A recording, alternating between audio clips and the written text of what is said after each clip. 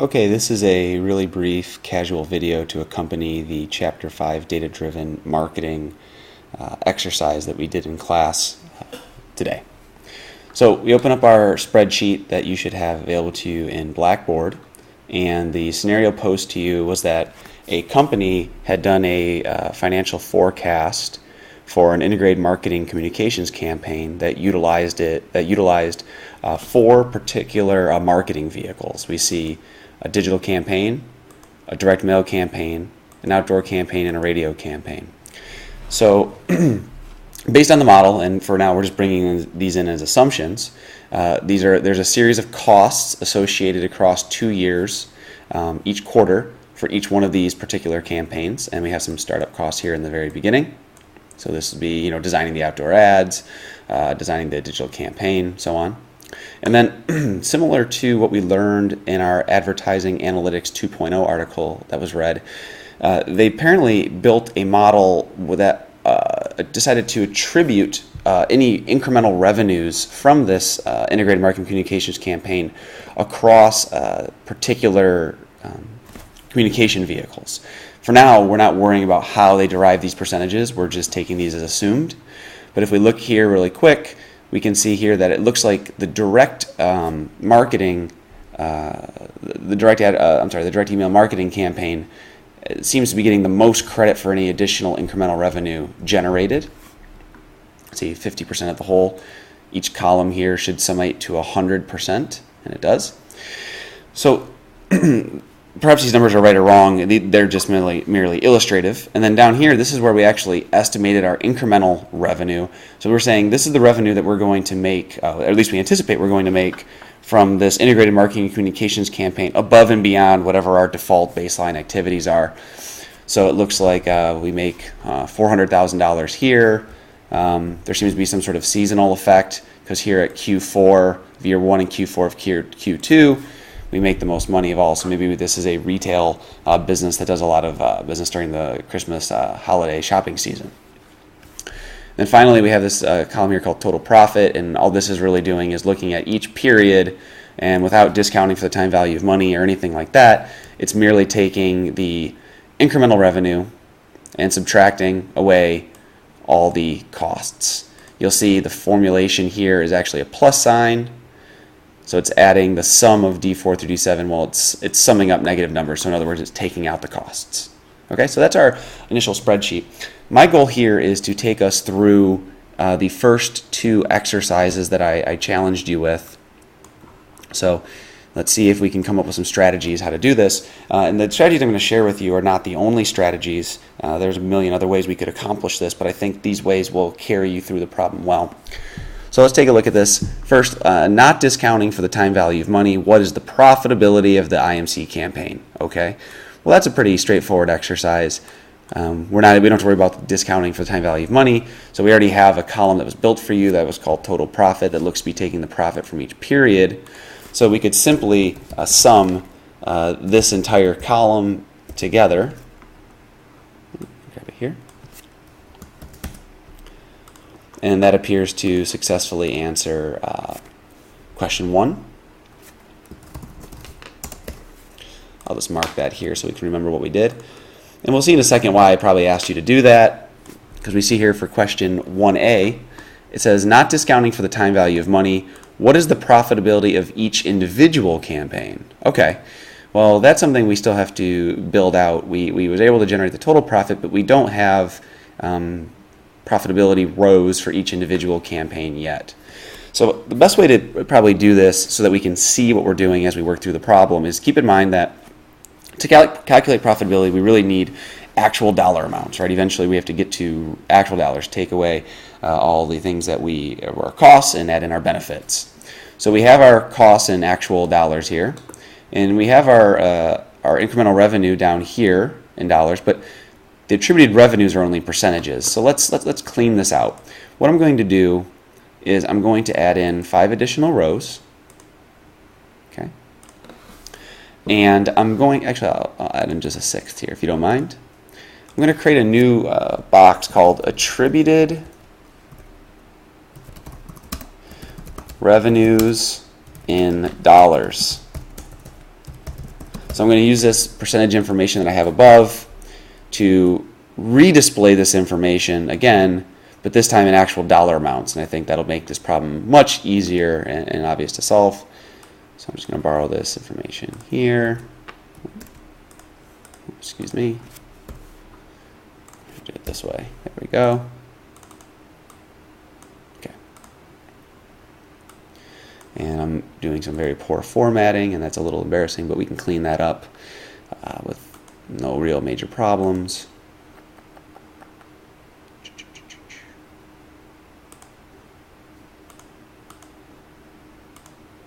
Okay, there we go. Looks a little better. All right. So attributed revenues in dollars, well, what does that come from? Well, we have our total incremental revenue estimated down here, and we know that 50% of that revenue belongs to direct campaign, so half of it. So what we'll do is here in our cell D16 in my case, I'll create a function here that says, well, for this 400, take just half of it, 200. Well, good, that makes sense. Now I want to be able to stretch this formula so that it works across all the other cells. So one of the things I have to do here is I just go to my D21, and I can either manually type in the number sign to lock either the row or the column, or I can hit F4 to toggle through it. I'm hitting F4 right now to toggle through this. And what I want to happen is I want D21, I want this to move across columns as I drag my formula, but I don't want it to move across rows. So to lock the rows, I need to make sure there's a money sign up here in front of the 21, but no money sign in front of the D, because I want the D to vary. So I'm going to hit OK. Nothing's changed yet, but let's see as I drag this across. Very good. So if I did this correctly, this cell here should be referencing H21 and H10. And good, sure enough, it does. Excellent. So we can check our work. And I should drag this down. Again, I made a little formatting grossness, so we'll clean that out. Okay. So if I did this completely right, my radio campaign here should be referencing J13 and J21. And sure enough, it certainly does. So I'm very pleased about that it appears that I'm referencing everything. So very good. So I actually have my revenues for each group in dollars. Okay, so next what I'm going to do is to calculate the profitability for each campaign. I'm going to go over here, call this question 1A, because I'm going to put my answers here.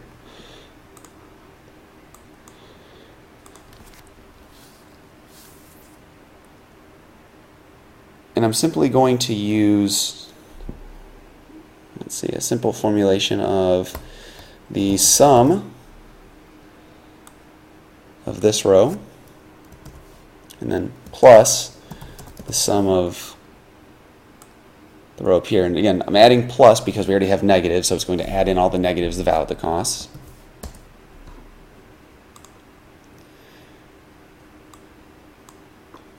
Drag this down.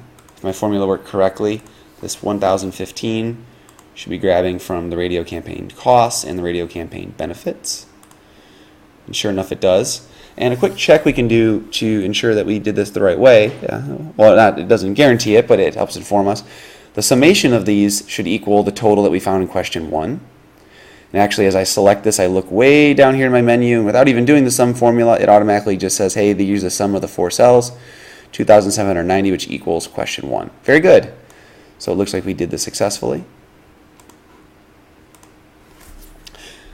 As a tip or an extra challenge, you could have done this without generating this entire table.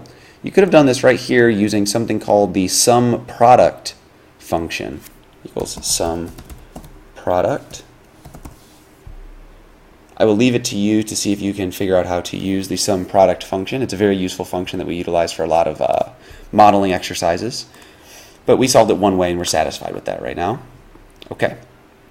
So let's go ahead and move on to our next task. Okay, for our next task, and this will be the final task I walk you through via video, we are going to use step 2 here, a challenge 2. And what is the net present value for the entire integrated marketing communications campaign, assuming a discount rate of 20%? That 20% discount rate probably seems very high for those of you who remember your intro finance class. But in reality, for a lot of marketing investments, particularly advertising investments, we do tend to set a very high discount rate due to uncertainty, volatility, and unpredictability, as opposed to, say, investing in sort of a mutual fund. So I wouldn't say this 20% is particularly high in the case of marketing investments. Okay. So if we're going to do net present value, we're going to just do it just for the entire campaign. For now, we're going to ignore 2A, which lets you challenge you to do this for each individual campaign. So we know that we're going to create a new line here. We'll call this campaign, NPV of campaign. We'll box this off as an entire region just to organize it. And we'll also say our discount rate. It's always good to have an actual value somewhere in the cells. So we'll have 0.2 here, which I'll turn into a percentage, 20%.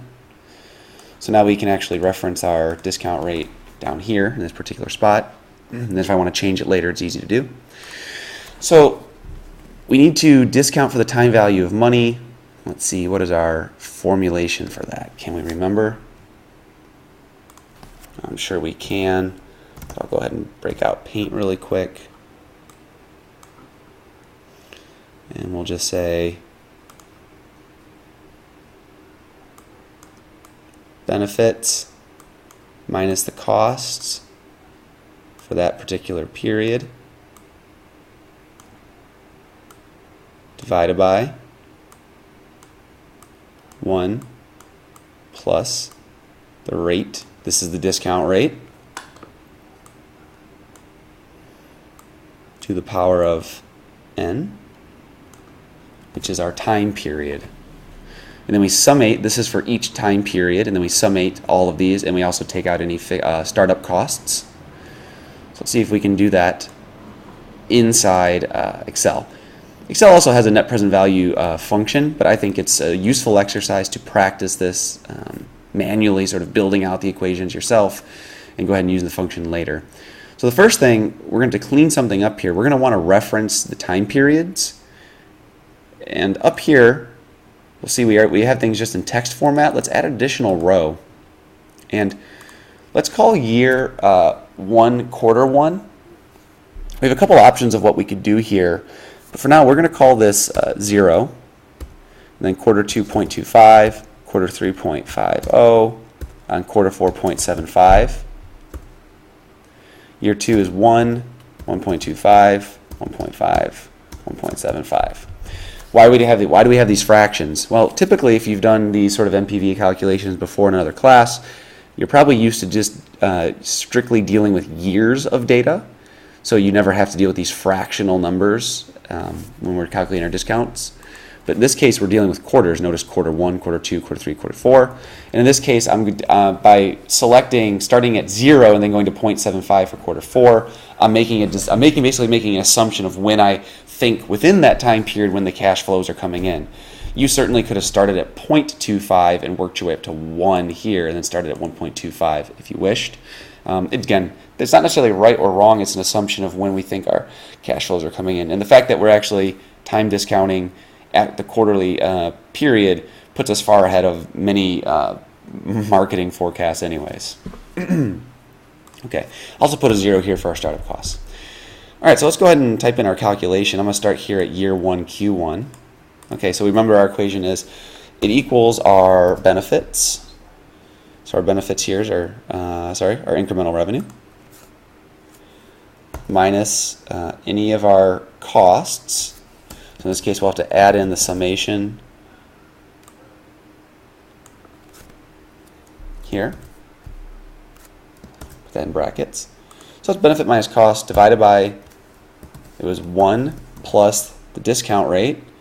Here's my discount rate right here in C27. We'll hit F4, make sure there's a money sign on each one. This will ensure that we have that this cell is locked so we don't change our discount rate as we move through the formulations. And then all of this this bottom denominator is to the power of our time period. In this case, 0. Now, if 0 it does what we want it to do, we're basically saying we're making this money instantaneously. So this should actually equal our total profit, which is 125. Oh, good, it does. Excellent. So we have done this successfully. Now, we know that the time discounting for money says, look, if we make money in the future, it's worth, it's whatever its real worth is, whatever its worth is in the future, in that time period, it's worth less to us in the present. So let's drag this cell to the next one. And we already, before I even release this, I can look up and see that my total profit without time discounting was 275. I see that right above. So I know that if I'm discounting my time a little bit in quarter 2, this value should be something a little less than 275. Oh, and sure enough, it was 262.7. Excellent, so it's a little bit less. Now if I drag this again to 3, where it's 360, I'm going to guess now that it's 2 quarters out.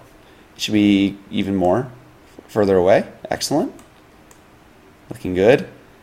And actually, when we drag all the way out here to the end of year 2, we see quite a big difference between the profitability if we don't discount for the time value of money and the NPV of that time period if we do take into account the time value of money.